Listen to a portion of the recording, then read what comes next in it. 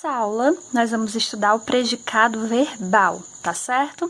O predicado verbal é aquele predicado em que o núcleo, ou seja, a palavra mais importante, o núcleo, a palavra mais importante é um verbo, tá certo? Um verbo de ação, tá certo? Esse verbo, ele deve indicar ação. Para que o predicado seja verbal, o verbo, ele deve ser de ação, tá bom? E o núcleo, no caso, é o verbo. Núcleo é a palavra mais importante. Vamos para a primeira oração, analisando. Maria levava um livro na bolsa. Maria, eu tenho aqui sujeito simples. Maria, sujeito simples.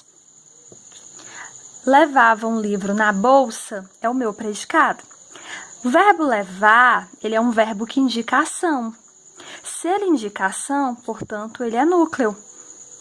O que acontece? Quando eu identifico o verbo de ação, que eu já sei que ele é núcleo por ser ação, por indicar ação, eu vou ter que classificá-lo ou como verbo transitivo ou como verbo intransitivo. Qual a diferença? O verbo transitivo é aquele verbo que vai exigir um complemento. É aquele verbo que por si só não tem sentido completo, tá certo?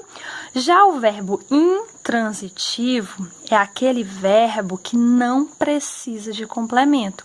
O verbo por si só basta, tá certo? Mas se eu digo Maria levava, fica uma pergunta, não fica? O que ela levava, né?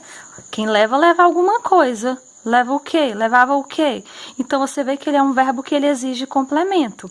Por isso que ele é um verbo transitivo. Um verbo que exige complemento. Cadê o complemento? O que é que Maria levava? Ela levava um livro na bolsa. Ela levava um livro. Maria levava um livro. Um livro é o complemento verbal, é o complemento do verbo. O que eu devo fazer? Quando eu identifico o complemento, eu devo observar se esse complemento ele inicia com preposição. Um livro inicia com preposição? Não, é artigo indefinido. Então, aqui eu não tenho preposição. Portanto, quando eu não tenho preposição, esse meu complemento ele é chamado de objeto direto, tá certo? Objeto direto. E o verbo, que é transitivo, eu vou especificar. Ele é um verbo transitivo direto. Então, obrigatoriamente, se eu tenho um verbo transitivo direto, eu também vou ter um objeto direto, tá certo? E o núcleo é o verbo de ação. Ah, professora, e na bolsa?